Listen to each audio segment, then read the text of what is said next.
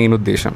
അതായത് ഇത് എത്ര റയറാണ്? കാരണം ഇപ്പൊ നമ്മൾ ഫിംഗർ പ്രിന്റ് എന്ന് പറഞ്ഞാൽ ഒരാൾക്ക് ലോകത്ത് ഒരാൾക്ക് അതേപോലെ ഇത് എത്ര ഒരാൾക്കുള്ള സ്റ്റെം സെല്ല് വേറെ എത്ര ആൾക്ക് ഉണ്ടാകാൻ സാധ്യത? ഇപ്പോൾ നമ്മുടെ അത് ഇപ്പോൾ ഈ അസുഖം വരുന്ന ആൾക്കാരുടെ നമ്പറും കൂടെ ബേസ് ചെയ്തിട്ടിരിക്കും.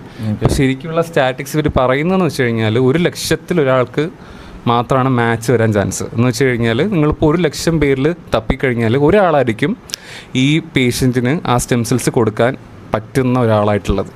അപ്പോൾ അങ്ങനെ മാച്ചായ ഒരാളാണ് ഞാൻ. 2019 എനിക്ക് മാച്ചായി. അപ്പം മാച്ചായി കഴിഞ്ഞിട്ട് ആദ്യം അവർ ചെയ്തതെന്ന് വെച്ച് കഴിഞ്ഞാൽ എൻ്റെ ബ്ലഡ് കളക്ട് ചെയ്തു. അത് കഴിഞ്ഞിട്ട് ആ മാച്ചായി എന്ന് എൻ്റെ അടുത്ത് പറഞ്ഞു കഴിഞ്ഞ ശേഷം എൻ്റെ ബ്ലഡ് കളക്ട് ചെയ്തു.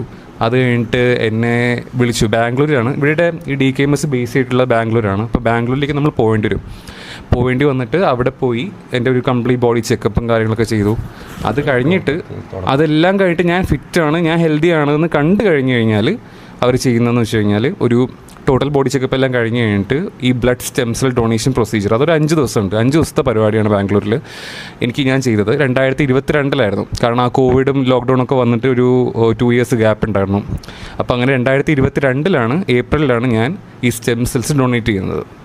അപ്പോൾ അതിൻ്റെ പ്രൊസീജിയർ എന്ന് പറയുമ്പോൾ ഒരു 5 ദിവസം 6 ദിവസമാണ് ഞാൻ ബാംഗ്ലൂരിൽ നിന്നത്. അപ്പോൾ 5 ദിവസത്തിലൊരു കോഴ്സ് പോലെ ഒരു ഇഞ്ചക്ഷൻ. അപ്പോൾ ഇഞ്ചക്ഷൻ എന്ന് പറയുന്നത് വെച്ച് കഴിഞ്ഞാൽ നിങ്ങളങ്ങനെ കേട്ടിട്ട് പെട്ടെന്ന് പേടിക്കുകയോ അങ്ങനെയൊന്നും വേണ്ട, അതിൻ്റെ ഒരു ആവശ്യമില്ല. ഇപ്പോൾ ഞാനിപ്പോൾ ക്ലിയർ ആയിട്ട് പറഞ്ഞുതരാം. ഇപ്പോൾ ഈ ഗ്ലാസ്സിനകത്ത് കുറച്ച് വെള്ളം എടുത്ത് വെച്ചേക്കാം. അപ്പോൾ ഇത് നമ്മുടെ മജ്ജ എന്ന് പറയും, ബോഡിനകത്തുള്ള മജ്ജ, അതിനകത്താണ് ഈ സ്റ്റെം സെൽസ് പ്രൊഡ്യൂസ് ചെയ്യുന്നത്. അപ്പോൾ ഈ ഗ്ലാസ്സിനകത്ത് നിറയുന്ന രീതിയിലുള്ള സ്റ്റെം സെൽസാണ് അതിനകത്ത് പ്രൊഡ്യൂസ് ചെയ്തുകൊണ്ടിരിക്കുക. ഒരു മനുഷ്യന് ആവശ്യമുള്ള സാധനങ്ങൾ മാത്രം പ്രൊഡ്യൂസ് ചെയ്തുകൊണ്ടിരിക്കുക. അപ്പോൾ ഞാനൊരു ഇഞ്ചക്ഷൻ കൊടുക്കുമ്പം ഈ ഗ്ലാസ് ഓവർഫ്ലോ ചെയ്യും. എന്നുവെച്ചാൽ ഈ ഗ്ലാസ്സിൽ നിന്ന് വെള്ളം കുറച്ചും കൂടി കൂടുതൽ ഒഴുകുക, പുറത്ത് കുറച്ച് വരുമല്ലോ ബാക്കി വെള്ളം.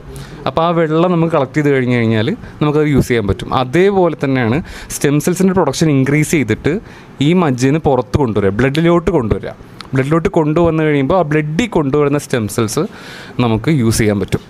അത് ഞാൻ സാധാരണ ഇപ്പോൾ നമ്മൾ ഈ സ്റ്റെം സെൽ ഡൊണേഷൻ എന്നൊക്കെ പറയുമ്പോൾ സാധാരണ ഉണ്ടാകുന്നൊരു ഡൗട്ടാണ്, ഒരാളുടെ എല്ലിൽ നിന്നാണോ എടുക്കുന്നതെന്നൊക്കെ ഡൗട്ട് ഉണ്ടാവും. പക്ഷേ അങ്ങനെയൊന്നും പ്രശ്നമൊന്നും ഉണ്ടാവില്ല. ഇപ്പോൾ എൻ്റെ കേസിലാണെങ്കിൽ